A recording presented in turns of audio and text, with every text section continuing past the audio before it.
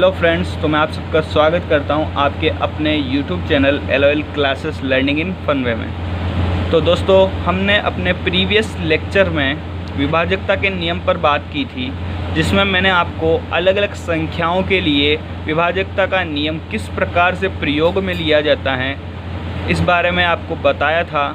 तथा हम अब अगले टॉपिक की ओर चलते हैं, जो कि है नंबर सिस्टम। नंबर सिस्टम का मतलब होता है संख्या पद्धति।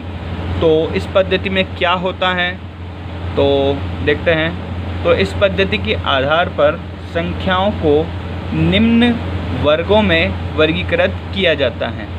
ठीक है, तो मतलब इस पद्धति में संख्याओं को अलग अलग आधार पर संख्याओं का वर्गीकरण किया गया है।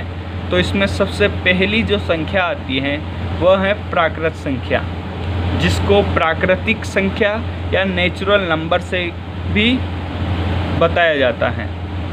ठीक है, तो नेचुरल नंबर को n से डिनोट किया जाता है।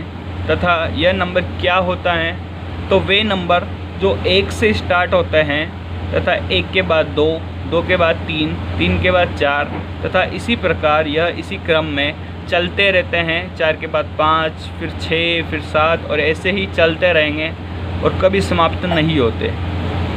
ठीक है दोस्तों, उसके बाद दूसरा नंबर आता है पूर्ण संख्या, जिसको हम होल नंबर बोलते हैं या होल नंबर के नाम से भी जानते हैं, जिसको W से व्यक्त किया जाता है। तो होल नंबर जो होते हैं, अगर नेचुरल नंबर जो होते हैं उनमें 0 को भी सम्मिलित कर लिया जाए, अगर नेचुरल नंबर में यूनियन 0 को भी सम्मिलित कर लिया जाए, तो जो प्राप्त नंबर होता है हमें वह होता है होल नंबर। ठीक है, तो होल नंबर की डेफिनेशन क्या होगी कि जो नंबर 0 से स्टार्ट होते हैं तथा चलते रहते हैं, कभी समाप्त नहीं होते, पूर्ण संख्याएं कहलाती हैं। इसी क्रम में तीसरा नंबर जो आता है हमारे पास वह होता है सम संख्या। सम संख्या का मतलब होता है इवन नंबर। ठीक है, तो इवन नंबर जो होता है वह क्या होता है, इसकी परिभाषा मैं बताता हूँ आपको। तो वे संख्याएं जो 2 से पूर्णतया विभाजित होती हैं सम संख्याएं कहलाती हैं। तो 2 से पूर्णतया विभाजित होने का मतलब ये है कि वे संख्याएं जिनमें 2 का भाग देने पर रिमाइंडर यानी शेषफल हमें 0 प्राप्त होता हो, तो वे संख्याएं कहलाती हैं सम संख्याएं। अगर आपको उदाहरण समझना है तो इसके लिए उदाहरण है, जैसे 132 ले लो, 150 ले लो, या कोई भी ऐसा नंबर ले लो जो 2 से पूर्णतया विभाजित हैं। यह नंबर्स जो हैं यह सम संख्याएं हैं। इनमें जब मैं 2 का भाग लगाता हूँ तो मेरे को शेषफल 0 प्राप्त होता है। तो इसी प्रकार विषम संख्याएं क्या होती हैं, तो ओड नंबर। तो विषम संख्या वे संख्याएं जो 2 से पूर्णतया विभाजित नहीं होती, अर्थात मैं बोल सकता हूँ जिसमें शेषफल बचता हो, वे संख्याएं विषम संख्याएं कहलाती हैं। या फिर हम ऐसा भी बोल सकते हैं कि वे प्राकृत संख्याएं जो सम नहीं होती। देखिए, तो प्राकृत संख्याएं कौन सी होती हैं, 1, 2, 3, 4, 5 और ऐसे ही सो ऑन। ठीक है, अब सम संख्याएं वो होती हैं जिनमें 2 का डिवाइड होता है। तो अगर मैं प्राकृत संख्या में से सम संख्याओं को हटा दूं, तो जो संख्याएं मेरे को प्राप्त होगी वो होती हैं विषम संख्याएं। तो जैसे मैं बताता हूँ कि प्राकृत संख्या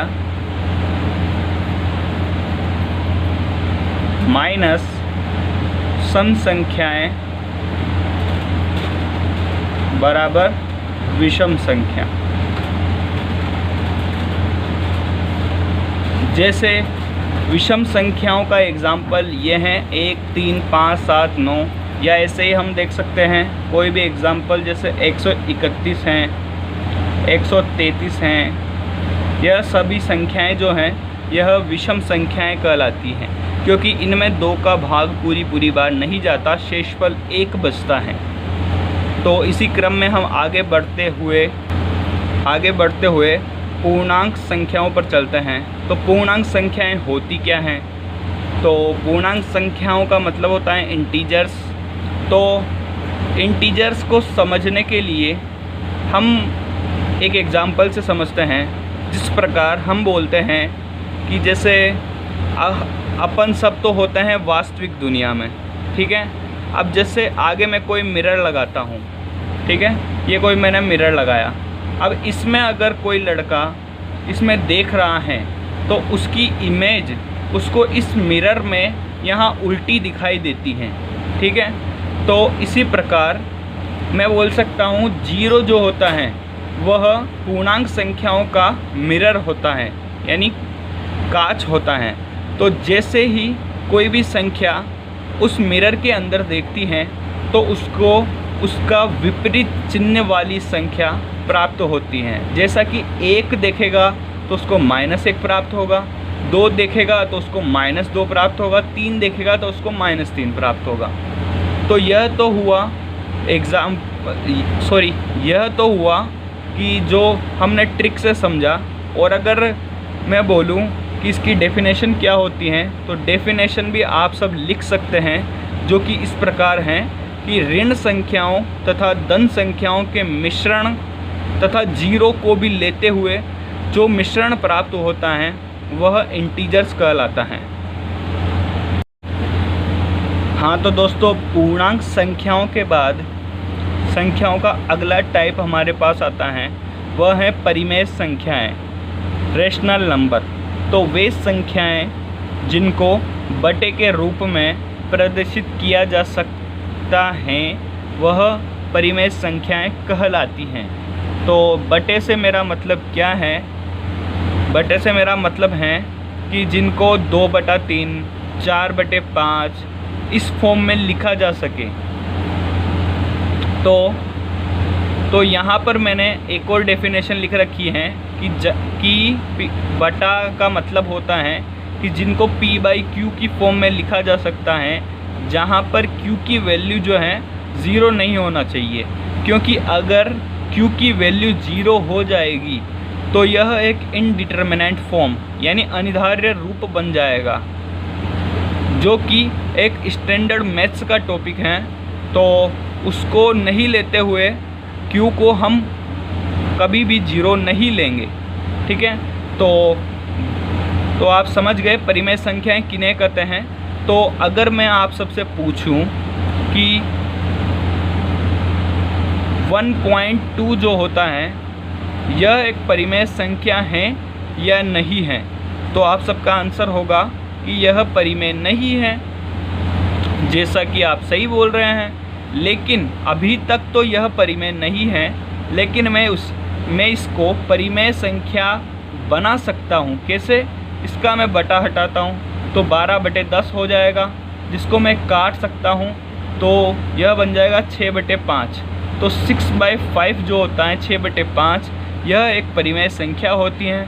तो 1.2 जो होता है यह खुद तो एक परिमेय संख्या नहीं है, लेकिन मैं इसको परिमेय संख्या बना सकता हूँ, ठीक है। तो परिमेय संख्याएं आप समझ चुके हैं कि क्या होती हैं, जिनको हम बटे के रूप में यानी p/q के रूप में लिख सकते हैं, जहाँ पर नीचे वाली संख्या कभी 0 नहीं होगी। तो अगली जो संख्या आती हैं वह होती हैं अपरिमेय संख्याएं, मतलब इर्रेशनल नंबर। तो इसकी परिभाषा कुछ इस प्रकार है कि वे संख्याएं जो परिमेय नहीं होती, अर्थात जिनको p/q के रूप में प्रदर्शित नहीं किया जा सकता, अपरिमेय संख्याएं कहलाती हैं। तो अगर सीधी भाषा में मैं आपसे बोलूं तो वे संख्याएं जिनको मैं कभी भी बटे के रूप में प्रदर्शित नहीं कर सकता, वे कहलाती हैं अपरिमेय संख्याएं। तो अपरिमेय संख्याओं के उदाहरण कुछ इस प्रकार हैं, जैसे √2, √3, √5, पाई और ई। यहाँ पर जो ये पाई और ई हैं यह स्टैंडर्ड एग्जाम्पल हैं, क्योंकि पाई जो होता है इसकी वैल्यू जो होती हैं यह 3.1415 होते हुए हमेशा चलती रहती हैं। मतलब यह एक अशांत अनावृत्ति वाली संख्या है जो कि कभी ख़त्म नहीं होती और कभी रिपीट भी नहीं होती। इसी प्रकार ई भी कुछ ऐसा ही होता है 2.71 और उसके बाद चलता रहता है। तो इनको स्पेशल संख्याएं बोल सकते हैं हम, ठीक है। इसी प्रकार √2, √3 और √5 है, यह भी अपरिमेय संख्याएं ही होती हैं। इसके बाद अगला नंबर जो हमारे पास आता है वह है अभाज्य संख्याएं। तो अभाज्य संख्या मैं किन्हें बोलूँगा, तो वे संख्याएं जो स्वयं एवं एक के अतिरिक्त अन्य किसी भी संख्या द्वारा पूर्णतया विभाजित नहीं होती हो, अभाज्य संख्याएं कहलाती हैं। या फिर कुछ लोग इसकी डेफिनेशन ऐसे भी बोलते हैं कि वे संख्याएं जो एक तो खुद के पहाड़े में आती हैं और एक के पहाड़े में आती हैं और किसी तीसरी संख्या के पहाड़े में नहीं आती, वे सभी संख्याएं प्राइम नंबर्स यानी अभाज्य संख्याएं कहलाती हैं। तो प्राइम नंबर्स जो होते हैं वह 2 से स्टार्ट होते हैं, 2 के बाद 3, 3 के बाद 5 और 5 के बाद 7 और इसी प्रकार यह चलती रहती हैं। और इसमें बस वही संख्याएं आएगी जो स्वयं एवं एक के अतिरिक्त अन्य किसी भी संख्या द्वारा पूर्णतया विभाजित नहीं होती हैं। और इसके बारे में आगे वाली चर्चा जो है अपने अगले वाले टॉपिक में, जो कि मैं आपको इसी लेक्चर में बताऊंगा, उसमें बताता हूं। हाँ तो दोस्तों, तो हमने जो पहला जो लेक्चर पढ़ा था उसमें हमने विभाजकता के नियम के अलावा कुछ और नियम भी लिखे थे कि इनको हम पढ़ेंगे। उनमें से जो सेकंड वाला नियम है वह यह है कि सम इम्पोर्टेंट फैक्ट्स, मतलब इसमें हम कुछ गणित के ऐसे तथ्यों के बारे में बात करेंगे जो कि महत्वपूर्ण होते हैं और सभी बच्चों को यह पता होने चाहिए, चाहे वह मैथ्स के हो या फिर आर्ट्स के, ठीक है। तो इन फैक्ट्स में आगे बढ़ते हुए इनमें क्या है कि गणित विषय के कुछ बेसिक किंतु महत्वपूर्ण तथ्य जो कि निम्न हैं। तो पहला जो तथ्य आता है वह है कि मल्टीप्लिकेशन प्रॉपर्टी ऑफ ज़ीरो, मतलब ज़ीरो के गुणन की प्रॉपर्टी है यह। तो इस प्रॉपर्टी में क्या होता है ये बताता हूँ मैं आपको। तो इस प्रॉपर्टी के अनुसार किसी भी संख्या द्वारा, मतलब किसी भी फाइनाइट नंबर को जब मैं 0 से गुणा करता हूँ, या मैं ऐसा बोल सकता हूँ कि किसी भी कि 0 को किसी भी फाइनाइट नंबर से गुणा करता हूँ, तो हमेशा जो परिणाम होता है वह मुझे हमेशा 0 प्राप्त होता है। तो जैसा कि मैं एग्जांपल द्वारा आपको बताता हूँ कि जैसे 0 को मैं किसी भी एनी नंबर से मल्टीप्लाई करता हूँ तो हमेशा मेरे को 0 प्राप्त होता है। दोस्तों, तो एक चीज़ पे ध्यान देना, मैंने यहाँ पर फाइनाइट नंबर की बात की है। तो इस फाइनाइट नंबर के केस में 0 इंटू इन्फिनिटी वाला केस नहीं लिया जाएगा, क्योंकि इन्फिनिटी जो होता है वह एक कोई प्रॉपर नंबर नहीं है, कोई फाइनाइट नंबर नहीं है, ठीक है। तो जैसे 0 को मैं 5 से मल्टीप्लाई करूँगा तब भी 0 आता है, या मैं 5 को 0 से करूँ तब भी 0 आता है, ठीक है। तो इसी क्रम में सेकंड जो फैक्ट है वह बोलता है कि किसी भी संख्या में 1 का गुणा करें अथवा भाग करने पर हमेशा वही संख्या परिणाम में प्राप्त होती है। अब देखिए, यह जो फैक्ट है वह आमतौर पर अधिकतर बच्चों को पता होगा, और जिनको पता नहीं है उनको भी बता देता हूँ कि जब भी मैं किसी नंबर को 1 से मल्टीप्लाई करता हूँ तो हमेशा वही नंबर प्राप्त होता है। अब ऐसा क्यों होता है कि 1 से मल्टीप्लाई करने पर वही नंबर प्राप्त होता है? तो इसका कारण यह है क्योंकि 1 जो होता है, वह मल्टीप्लिकेशन प्रॉपर्टी जो होती है उसके लिए गुणन तत्समक तत्समक होता है। तो गुणन संक्रिया के लिए जो 1 होता है वह एक गुणात्मक तत्समक बोलो या गुणन तत्समक बोलो होता है। तो इस वजह से जब भी हम 2 को किसी 1 से मल्टीप्लाई करते हैं तो 2 ही प्राप्त होता है। तो तत्समक का मतलब होता है आइडेंटिटी।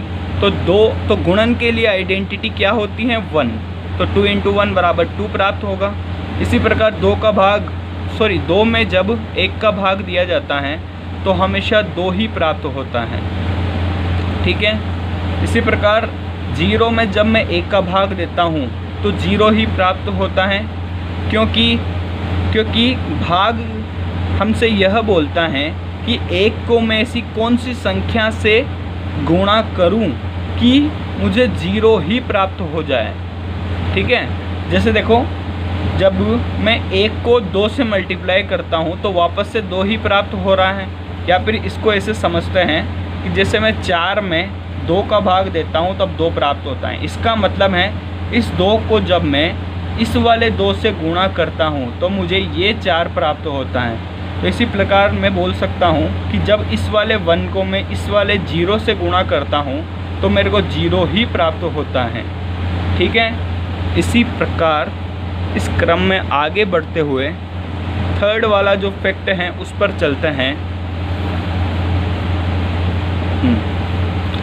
तो तीसरा वाला तथ्य कुछ इस प्रकार है कि सबसे छोटी एवं सम अभाज्य संख्या जो होती है वह 2 होती है। तो इससे मतलब ये है कि जो सबसे छोटी अभाज्य संख्या है वह भी 2 है, और अगर मैं बोलूं कि सम अभाज्य संख्या जो है वह भी 2 ही है। तो इसका मतलब है कि जो अभाज्य संख्याएं होती हैं उनमें एकमात्र सम संख्या होती है जो कि जो कि 2 हैं। ठीक है। तो अगले फैक्ट पर चलते हैं, तो जिसमें यह बोलते हैं कि 0 जो होती हैं एक सम संख्या होती है। तो वैसे तो आमतौर पर बच्चों को बहुत कम बच्चों को यह पता होता है कि 0 जो होती है यह एक सम संख्या होती है। तो इसका कारण यह है क्योंकि 0 जो होती है वह सम संख्या की जो परिभाषा होती है उसको संतुष्ट करती है। ठीक है। क्योंकि देखो, सम संख्या की डेफिनेशन यह बोलती है कि वे संख्याएं जिनमें 2 का पूरी बार भाग जाए तथा शेषफल 0 बचता है। ठीक है। तो जैसा कि 0 में 2 का भाग देने पर हमें पता चल रहा है कि यह एक सम संख्या है। ठीक है। तो इसी प्रकार अगला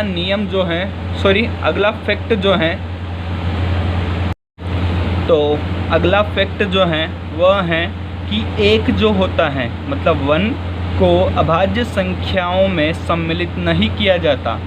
अब क्यों नहीं किया जाता? तो उसका कारण यह है कि अभाज्य संख्याएं वे संख्याएं होती हैं जिनमें स्वयं का तथा 1 का भाग जाता हो। अब आप मेरे से बोलोगे कि ऐसा तो 1 के लिए हो रहा है, पर बशर्ते स्वयं व 1 दोनों अलग अलग संख्याएं होनी चाहिए। अब देखिए, जो 1 होता है उसमें स्वयं का भाग जा रहा है मतलब 1 का भाग जा रहा है, और उसके अलावा 1 का भी भाग जा रहा है, लेकिन यह दोनों संख्याएं अलग अलग नहीं हैं। इसलिए मैं बोल सकता हूँ कि 1 जो होती हैं वह भी अभाज्य संख्या नहीं होती। इसीलिए सबसे छोटी अभाज्य संख्या 2 होती है जो कि एकमात्र सम संख्या होती है, एकमात्र सम अभाज्य संख्या होती है।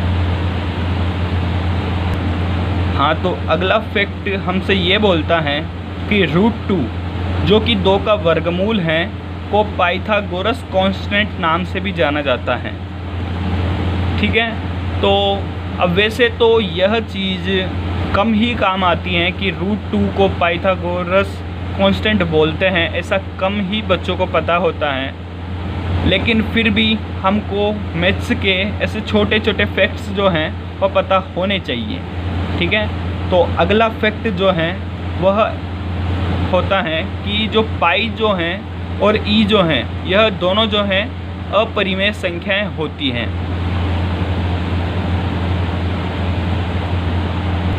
तो पाई और जो ई हैं वह दोनों अपरिमेय संख्याएं हैं। जैसा कि मैंने आपको अपरिमेय संख्याओं के एग्जाम्पल में बताया था कि यह दोनों अपरिमेय संख्याएं हैं और वो भी स्पेशल टाइप वाली, क्योंकि इन दोनों संख्याओं को गणित जगत में एक स्पेशल स्थान दिया गया है, इसीलिए पाई और ई को अलग से पढ़ा जाता है क्योंकि यह दोनों अपरिमेय संख्याएं हैं। इसके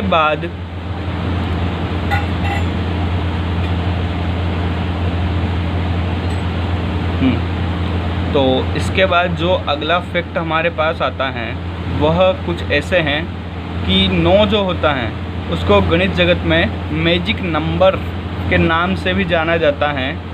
अब इसका कारण यह है कि जब भी हम 9 को किसी भी संख्या से गुणा करते हैं तब जो नई संख्या प्राप्त होती है तो उसके अंकों का जो योग होता है वह 9 से पूर्णतया विभाजित होता है, जो कि बहुत ही आश्चर्यचकित परिणाम है। तो इसको मैं आपको एग्जाम्पल द्वारा बताता हूँ कि जैसे मैं कोई भी नंबर सोचता हूँ, जैसे 1 to 5 ले लेता हूँ और एक 32 ले लेता हूँ, तो जब इनको मैं 9 से गुणा करता हूँ तो मेरे को परिणाम यह प्राप्त होता है। तो मैं इसके जब अंकों को जोड़ता हूँ तो मेरे को 18 प्राप्त होता है, जो कि 9 से डिवाइड होता है पूरी बार। इसी प्रकार इस एग्जाम्पल को भी देख लेते हैं कि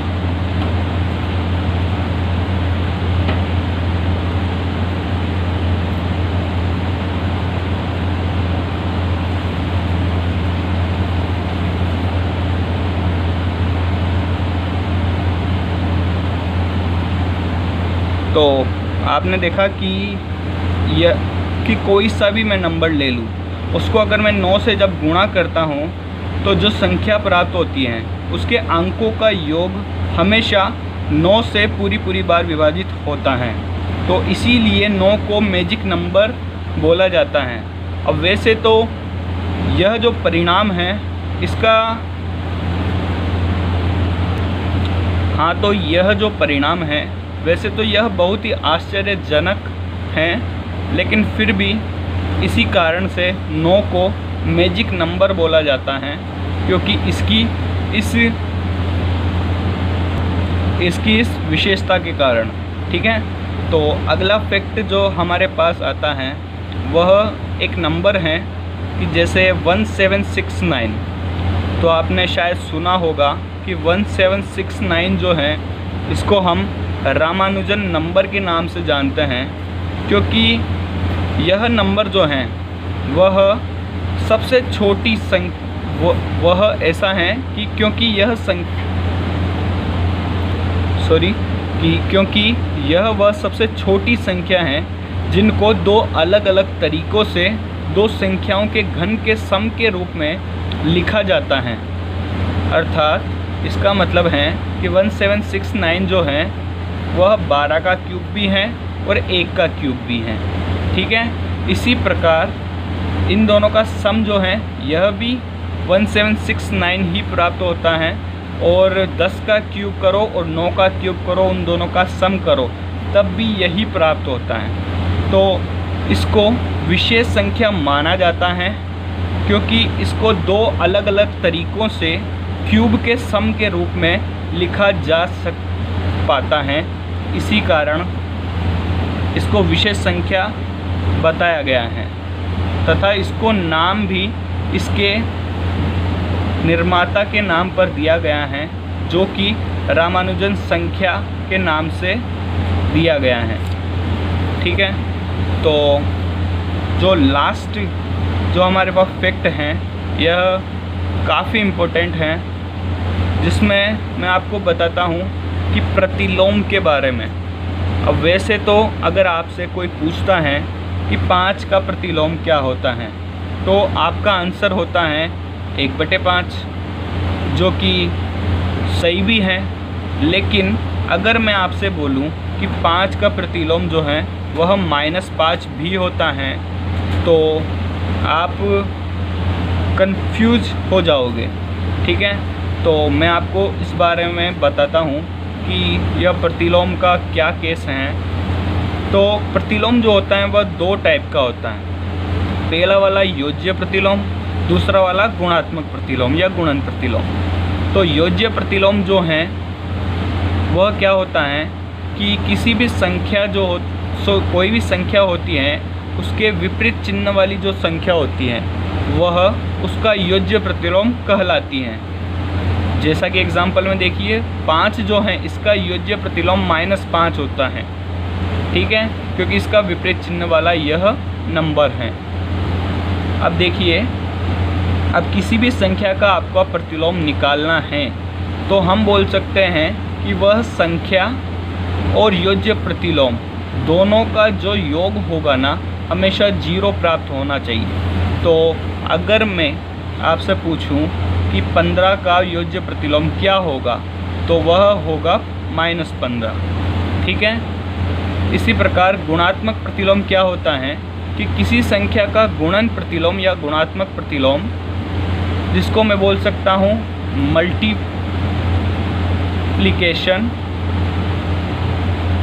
मल्टीप्लिकेशन इन्वर्स। तो मल्टीप्लिकेशन इन्वर्स क्या है कि किसी भी संख्या का मल्टीप्लिकेशन इन्वर्स वह संख्या होती है जिसको उस संख्या से गुणा करने पर परिणाम 1 प्राप्त हो। ठीक है, तो देखते हैं एग्जाम्पल से कि जैसे 5 जो है, अगर मैं इसको 1/5 से गुणा करता हूँ तो मेरे को आंसर 1 प्राप्त होता है। ठीक है, तो हम बोल सकते हैं जो 5 जो होता है इसका गुणन प्रतिलोम जो है वह 1/5 होता है। ठीक है, तो 5 का गुणन प्रतिलोम क्या हुआ? 1/5। तो गुणन प्रतिलोम जनरली मैं क्या बोल सकता हूँ कि x का गुणन प्रतिलोम तो होता है 1/x, और इस x का योज्य प्रतिलोम होता है -x। ठीक है, हाँ तो दोस्तों, आज से अगर आपसे कोई भी किसी भी संख्या का प्रतिलोम पूछे तो सबसे पहले उससे यह पूछना कि संक्रिया क्या है। अगर एडिशन के लिए यानी जोड़ के लिए प्रतिलोम पूछे तो वह होता है योज्य प्रतिलोम, जो कि उसका विपरीत चिन्ह वाला संख्या होती है। और अगर आपसे कोई पूछे कि किसी संख्या का गुणात्मक प्रतिलोम क्या है, तो ऐसी संख्या होती है जिसको उस संख्या से गुणा करने पर 1 प्राप्त हो। ठीक है, तो दोस्तों यहाँ पर मैं वीडियो को समाप्त करने जा रहा हूँ। तो दोस्तों, अगली वीडियो में मैं आपको बोर्डमास का रूल तथा सरलीकरण के ऊपर कुछ इम्पोर्टेंट क्वेश्चंस बताऊंगा और क्वेश्चंस के टाइप बताऊंगा। तो दोस्तों, ऐसे ही आप सपोर्ट करते रहें, लाइक शेयर कर दें और सब्सक्राइब कर दीजिए चैनल को। ठीक है।